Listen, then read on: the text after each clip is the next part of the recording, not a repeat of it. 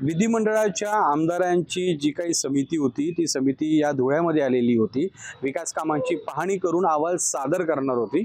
परंतु याच ठिकाणी आता आपण ज्या ठिकाणी उभं हे शासकीय विश्रामगृह आहे, या शासकीय विश्रामगृहामध्ये या समितीचे जे काही अध्यक्ष आहेत आमदार अर्जुन खोतकर, या अर्जुन खोतकर यांचे जे काही खाजगी स्वीय सहाय्यक आहेत किशोर पाटील यांनी ही 102 नंबरची रूम जी काय ती रिझर्वेशन करून ठेवली होती 15 तारखेपासून।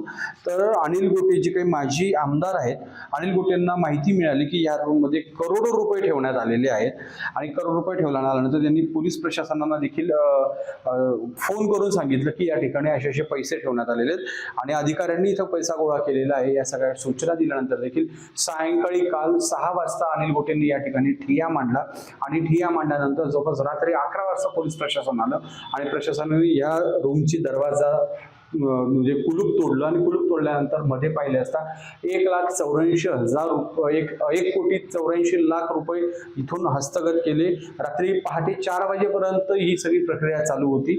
4 मशीनांच्या द्वारे एम नोटांची मोजणी सुरू होती।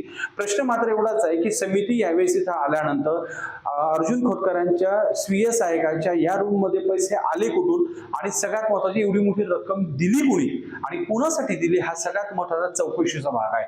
तर एकीकडे अर्जुन खोतकरांनी माझ्या स्वीय सहाय्यकाच्या त्या रूम मध्ये पैसे सापडले नाही, माझ्या स्वीय सहाय्यकाच्या त्या रूमच्या बाजूची रूम होती असं देखील स्पष्टीकरण अर्जुन खोतकरांनी दिलेले आहे। तर अनिल अण्णा गोटे हे नेहमीच असे काहीतरी वादग्रस्त विधान करतात असा देखील आरोप खोतकरांनी केलेला आहे। परंतु पोलिसांनी अद्यापर्यंत चौकशी केलेली आहे।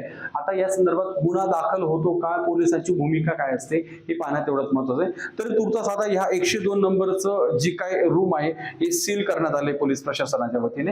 आता येत्या पुढच्या काही तासांमध्ये किंवा पुढच्या काळामध्ये नेमकं पैसा कोणाचा होता, पैसा कुठे जात होता याचा तपास पोलीस यंत्रणा करत आहे। कॅमेरा पर्सन पवनसह विशाल ठाकूर, लोकशाही मराठी, धुळे।